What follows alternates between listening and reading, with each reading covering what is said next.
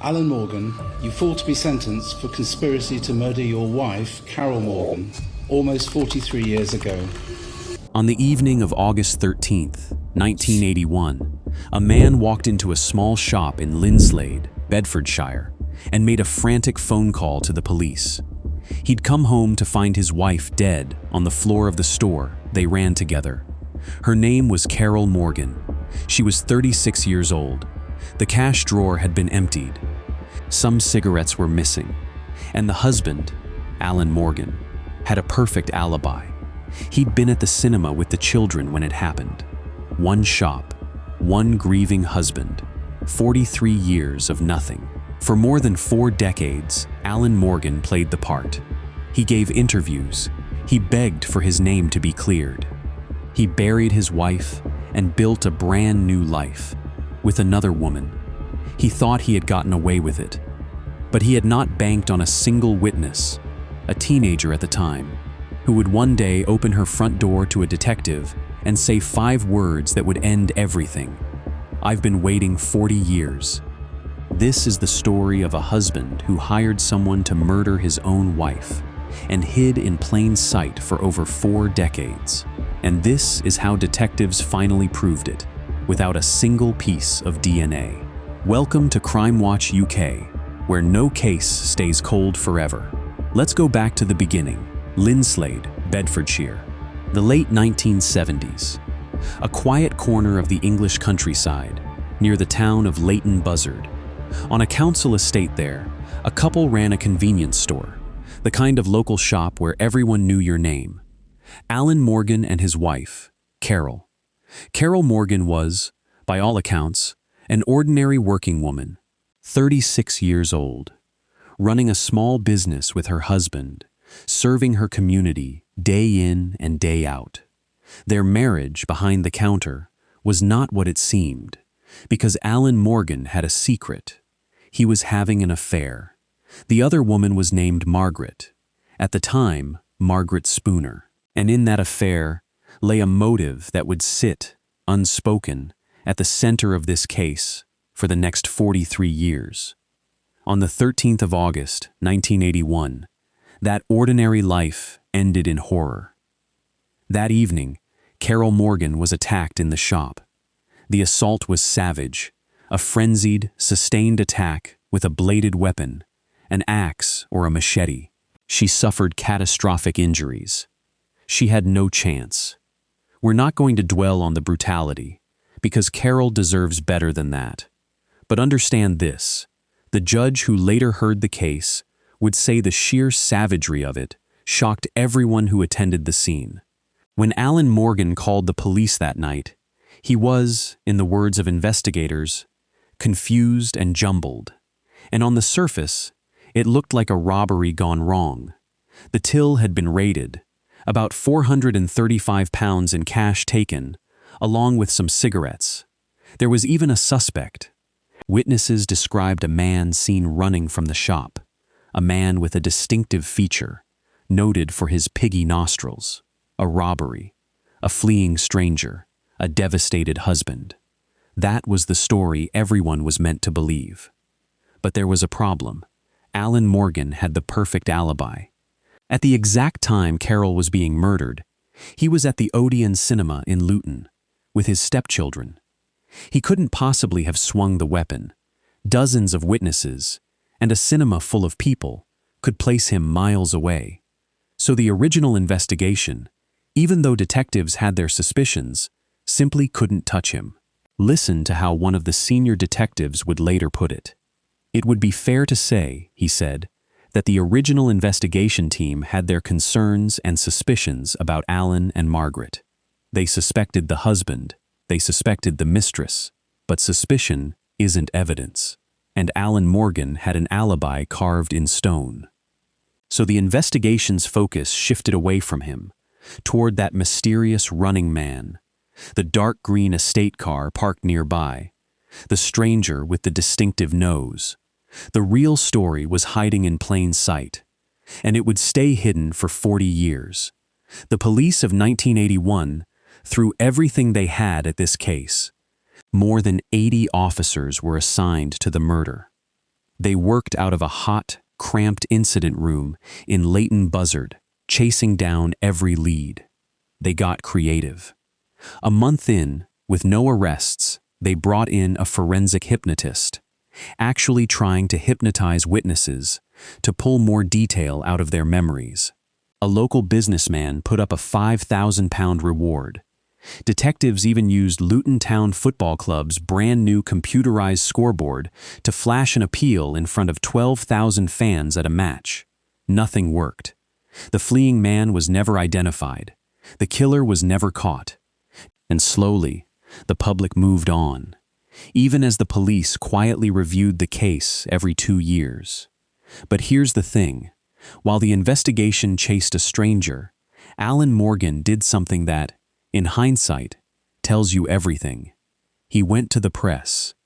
Alan Morgan didn't shrink from the spotlight. He stepped into it.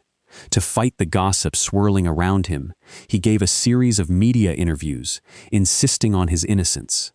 "I didn't do it," he said in one. "How can I clear my name until the real murderer is caught?" On paper, that sounds like a wronged man. But the journalists who actually sat across from him came away deeply unsettled. One of them was a BBC reporter named John Kitty, and what he remembered about that interview is chilling. Morgan, he said, was one of those people who quite liked being filmed, who seemed to enjoy the celebrity of it. His whole demeanor, Kitty said, was weird. He didn't react in any way you'd expect from a man whose wife had just been brutally murdered. In the interview, Morgan volunteered, unprompted, that he was a bit of a womanizer. A stunning thing to tell the public when you're trying to clear your name in your wife's murder. And then came the moment Kitty never forgot. He asked Morgan how he felt about his wife being murdered. He expected the man to break down in tears. Instead, Morgan said, "I've lost business. I've lost money. Not, I'm devastated my wife is dead." Kitty said he kept the interview going, waiting for Morgan to say something, anything, human. He never did. It was a weird, strange reaction, Kitty said, which made me think perhaps he did do it. The whole community was watching a man perform grief he didn't feel, and almost nobody could prove it. The years passed. 1 decade became 2. 2 became 3. Alan Morgan got everything he wanted. He was free. He kept his money, and he married Margaret, the woman he'd been having the affair with. The two of them settled down together, eventually moving to Brighton, by the sea, to live out a comfortable life. A wife had been butchered in a shop, and the man so many suspected had simply won. Carol Morgan's case sat in a file, reviewed every couple of years, going nowhere sin lave. It looked, for all the world, like the perfect crime. And then, in 2018, a detective named Carl Foster took over the cold case review team. When Detective Superintendent Carl Foster sat down to read the file on Carol Morgan's murder, he asked one simple question. He turned to the officer who'd written the most recent review and asked, "What did Alan Morgan say when he was arrested?" And the answer stopped him cold. Alan Morgan had never been arrested. In 37 years, through all the suspicion, all the gossip, all those strange interviews, the husband had never once been brought in. That was enough for Foster. He made a decision. Revisit every witness. Knock on every door again. Start the human work the original team never finished.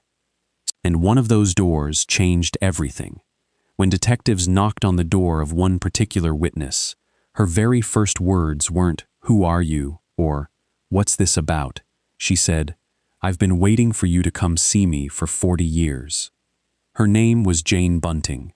In 1981, she had been just 17 years old. And Margaret, Alan Morgan's mistress, later his wife, had been a kind of mentor to her. What Jane Bunting eventually told a courtroom was the secret that cracked the entire case. She said that back in 1981, in a local pub called the Dolphin, Alan Morgan had asked her a question. He asked whether an ex-boyfriend of hers might know anyone who could kill Carol. He'd been shopping for a hitman, and he'd asked a teenager to help him find one. Jane Bunting had carried that for 40 years, and she explained why she'd never told the police at the time. "Margaret asked me not to," she said. "I owed her, and I was loyal to her." For 4 decades, loyalty had kept that secret buried. By 2018, that loyalty had finally worn away. This was what Detective Foster called the real key to the case.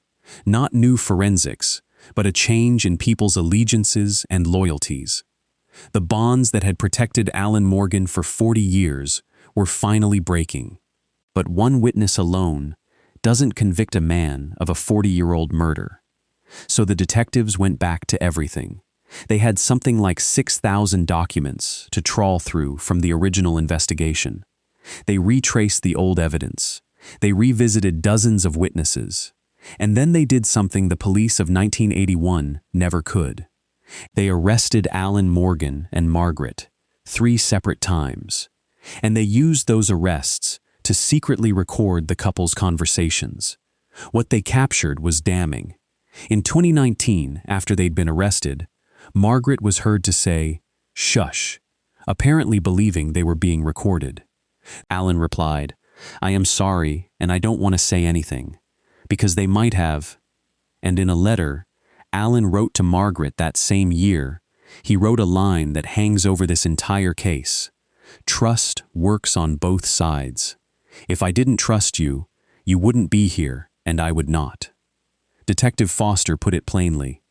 "You don't need to be a police officer," he said, "to listen to 2 people shushing each other and warning that they might be recorded, and wonder, if you're innocent, if you've done nothing wrong, why are you so afraid of being heard?" The couple were charged, and the case went to trial. It was a 2-month trial at Luton Crown Court. And here is what makes this case so extraordinary. The prosecution had no DNA, no CCTV, no phone data. None of the modern forensic tools we now take for granted existed in 1981, and there was nothing usable to test. The entire case was built, almost exclusively, on the testimony of witnesses, dozens of them. People who had finally, after 40 years, decided to tell the truth. At the center of it all was Jane Bunting's account, the husband who'd asked a teenager if she knew anyone who could kill his wife.